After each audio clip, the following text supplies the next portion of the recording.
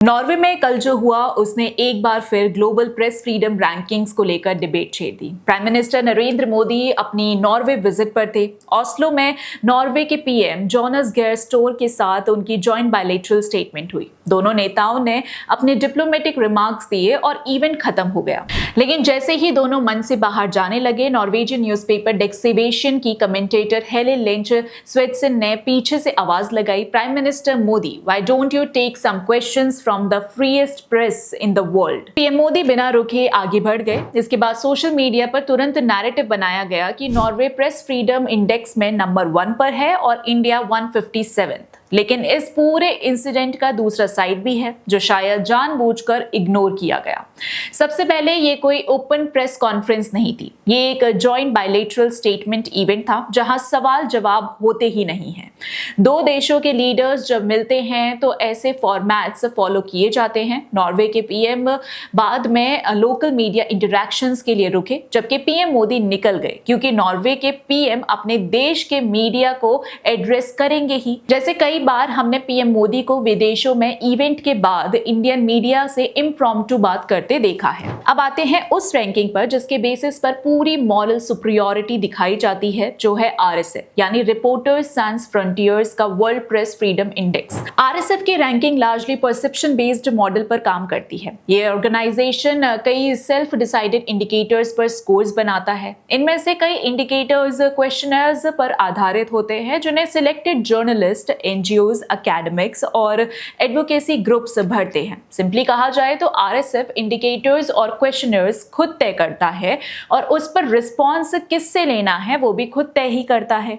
RSF अपने convenience के हिसाब से भारत के उन पत्रकारों से बात करता है जो उनके सवालों का उनके मुताबिक आंसर दे सके और उन्हीं आंसर से ये रैंकिंग तय की जाती है। यानी रैंकिंग का बड़ा हिस्सा सब्जेक्टिव परसेप्शन से आता है, प्योरली मेजरेबल डेटा से नहीं।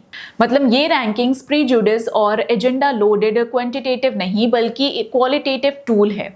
एक ऐसा टूल जिसके rankings at first sight he amusing है। अब एग्जाम्पल देखते हैं। इस रैंकिंग में यूक्रेन इंडिया से काफी ऊपर रैंक करता है, जबकि वहां पिछले कई सालों में फुल स्केल वॉर सिचुएशन है, मार्शल लॉ लागू है, मीडिया स्पेस हेवीली सेंट्रलाइज्ड हुआ और सरकार ने यूनिफाइड नेशनल टेलीथॉन मॉडल लागू किया जिसमें बड़े ब्रॉडकास्टर्स एक कॉमन वॉर टाइम फीड के तहत ऑपरेट करते रहे। फ्रंटलाइन रिपोर्टिंग पर रिस्ट्रिक्शंस हैं और सिक्योरिटी कंसर्न्स के नाम पर इंफॉर्मेशन कंट्रोल्स भी मौजूद है।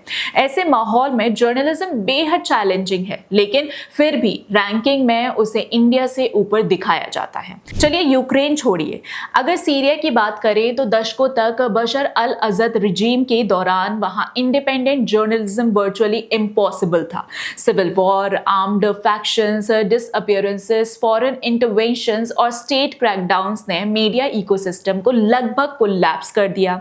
आज भी वहां सिचुएशन फ्रेजाइल है, लेकिन इंप्रूवमेंट के बेसिस पर रैंकिंग जंप हो जाता है। अब सवाल यह है कि क्या रिलेटिव इंप्रूवमेंट को एब्सोल्यूट फ्रीडम से ज्यादा वेट दिया जा रहा है। अब बांग्लादेश की बात करते हैं। बांग्लादेश में digital security laws, opposition crackdowns, journalist arrest और इलेक्शन रिलेटेड वायलेंस को लेकर लगातार इंटरनेशनल कंसर्न्स उठते रहे हैं।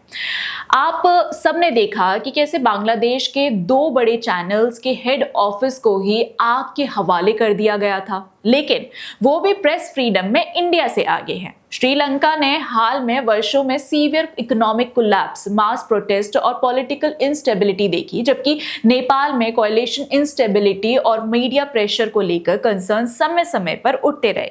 फिर भी दोनों देश रैंकिंग में ऊपर दिखते हैं।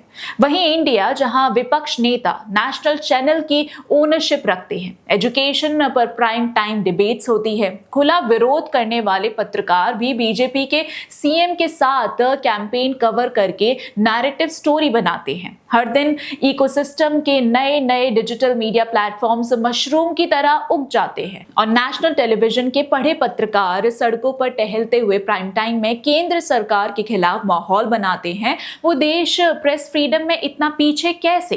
क्योंकि रैंकिंग पहले से तय होती है, क्वेश्चंस, इंडिकेटर्स और रिस्पॉन्स बाद में तय किए जाते हैं। तो सवाल है कि क्या ये रैंकिंग सच में ग्राउंड रियलिटी रिफ्लेक्ट करती हैं या फिर ये लार्जली बस एक स्पेसिफिक आइडियोलॉजिकल लेंस से ड्रिवन परसेप्शन मॉडल्स बन चुकी हैं। इसी मुद्दे पर सोशलिस्ट और एकेडमिक सैल्वाटोर बाबून्स ने इंडिया टुडे कॉन्क्लेव में काफी सीधी बात कही थी। उन्होंने कहा था कि ग्लोबल डेमोक्रेसी, प्रेस फ्रीडम और गवर्नेंस रैंकिंग को आजकल ऑलमोस्ट अनक्वेश्चनेबल ट्रुथ की तरह पेश किया जाता है, जबकि कई बार उनके रिजल्ट्स खुद अपने लॉजिक से मेल नहीं खाते। बाबोन्स ने पॉइंटेडली सवाल उठाया था कि अगर कुछ रैंकिंग्स हांगकांग जैसे टेरिटरी को इंडिया से ऊपर दिखाती है, जहां Beijing backed national security laws, media shutdowns, arrest of journalist और एडिटोरियल कंट्रोल्स को लेकर ग्लोबल कंसर्न्स पब्लिकली उठ चुके हैं, तो फिर इन रैंकिंग्स की क्रेडिबिलिटी पर सवाल पूछना गलत कैसे हो गया। उन्होंने ये भी कहा था कि इन ग्लोबल इंडाइसेस का बड़ा हिस्सा परसेप्शन सर्वेज पर आधारित होता है, जहां limited networks of experts, NGOs, academics और एडवोकेसी सर्कल्स इनपुट्स देते हैं। ऐसे में नेचुरली वही नैरेटिव ज्यादा डोमिनेट करने लगते हैं जो इंटरनेशनल इंटेलेक्चुअल इकोसिस्टम में पहले से पॉपुलर है। बाबून्स का आर्ग्यूमेंट ये था कि इंडिया जैसे noisy, chaotic, hyper political democracy को अक्सर सिलेक्टिव इंसिडेंट्स के आधार पर जज किया जाता है, जबकि broader democratic scale, electoral legitimacy, institutional resilience और मीडिया प्लुरैलिटी को उतना वेट नहीं दिया जाता। उनके ये कमेंट्स सोशल मीडिया पर काफी वायरल हुए थे, खासकर तब जब जर्नलिस्ट राजदीप सरदेसाई के साथ इस मुद्दे पर उनका डिसएग्रीमेंट चर्चा में आया। अब इसका मतलब ये बिल्कुल नहीं है कि हमारे देश में कंसर्न्स डिस्कशंस नहीं होनी चाहिए, लेकिन कंपैरिजन प्रोपोर्शनेट और कॉन्टेक्स्ट ड्रिवन होना भी जरूरी है, क्योंकि इंडिया दुनिया का सबसे बड़ा लोकतंत्र है। यहाँ नेशनल लेवल पर सत्ता परिवर्तन पॉसिबल है। कई राज्यों में अपोजिशन की सरकारें हैं, कोर्ट्स कई बार सरकार के फैसलों पर रोक लगाते हैं और मीडिया इकोसिस्टम बेहद एग्रेसिव और हैपनिंग है। Hundreds of TV channels, thousands of digital creators और multiple political view points openly मौजूद हैं। सरकार की आलोचना भी ओपनली होती है और डेली बेसिस पर होती है।